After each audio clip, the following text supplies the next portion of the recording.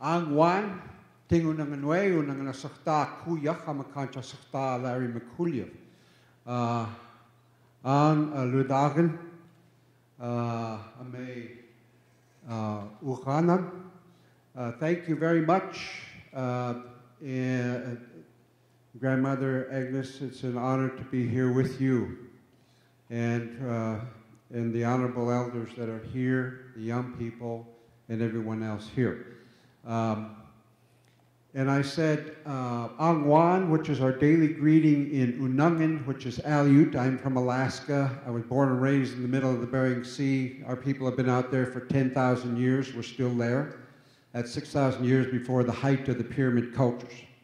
And we have evolved over time a spiritual technology and a spiritual understanding. We still have elders in Alaska who remember when the first outsiders came. So there's much of what we have is still intact going back millennia. And that's part, and the elder said to me, time for you to get out there and share what you're talking about, what they want to others to know. So that's what I'm going to talk about. Really quick, we only got 5 minutes. And this thing about hope, in my people, my Unangan people, there is no word for hope. The reason being that when you are a real human being, which Unangan is what we call ourselves really mean, the human being, the real human being, it's a code word that existed all over Turtle Island for thousands of years. We have stories going back about how our people have connected throughout Turtle Island. That's Canada, that's the US, that's Mexico, Central America being the tail, Florida and California being the hind legs of the turtle, and then tied to the turtle's tail is a head, which is South America. We created what was called the Grand Turtle Island Council of Real Human Beings. That council still exists today. And it only gets together when there are really important things to bring about in terms of the health of Mother Earth and the survivability of all in creation on Mother Earth. And so now is the time, and the elders say this is the time to be talking about it. Now, the reason we do not have a word for hope is because we have a spiritual connection that is not intellectual. It's embodied at the cellular level, a profound and intimate connection with all in creation. And when you have that, there's no question about hope. Hope is a mental construct. It's in the mind when, as we heard our elder talk about, you have to be in the heart. You have to heal yourself first if you want to connect with all that is. You cannot go any other way.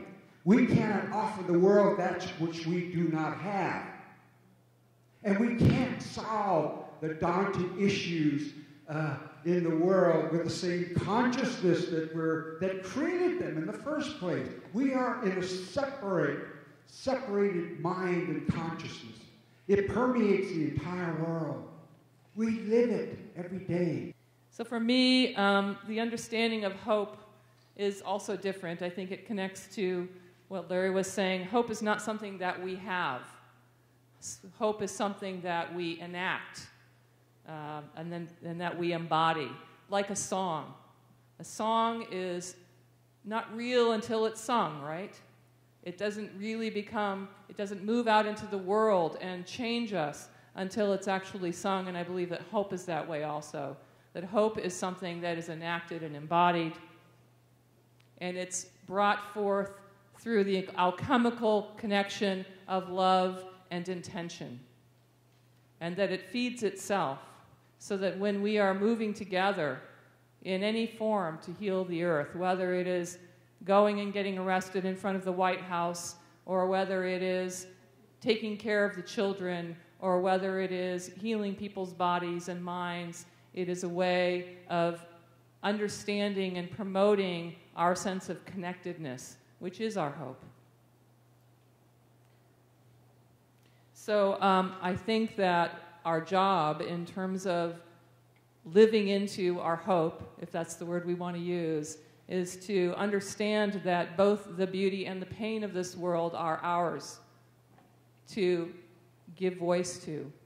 And we need to step into that role in a major way now.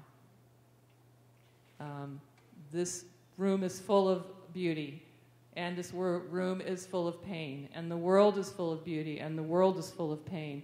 And honoring our pain for the world is the highest act of compassion. The word compassion means to suffer with.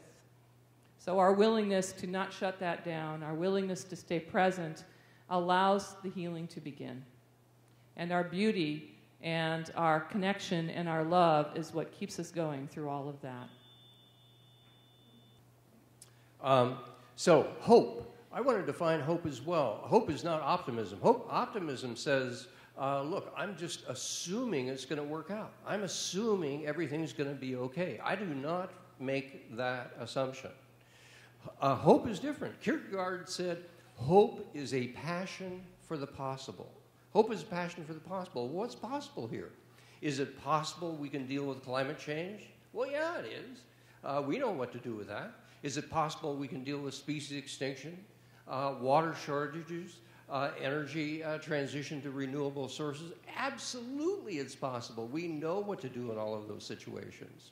So hope is a passion for what's possible. And I see extraordinary possibilities that we're beginning to enact. So I am a very hopeful person. And one of the first reasons I am a hopeful person is because we are survivors.